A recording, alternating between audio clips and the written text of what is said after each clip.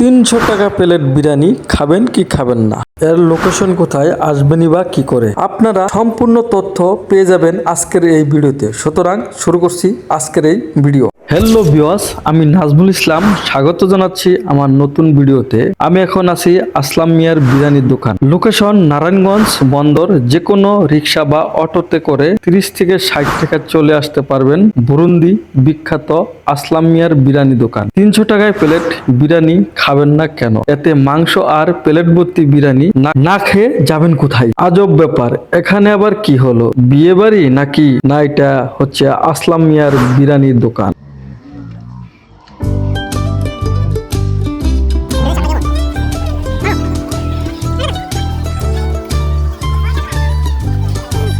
নিত্যপণ্য কত কিছু, না খেয়ে যায় দিন। কাঁচা মরিচ নিয়ে মোরা বাজিয়ে যাচ্ছি বিন। ঘরের কোণে মরিচ গাছ, লাল মরিচ ধরে তোমার কথা মনে হলে চোখে পানি পড়ে। 4-4টি কাঁচা মরিচ খেয়ে আমার নাক মুখ দিয়ে ধোঁয়া ছড়ছে। আপনারা কার কার বেশি জাল খেতে পারেন কমেন্ট করে জানাবেন।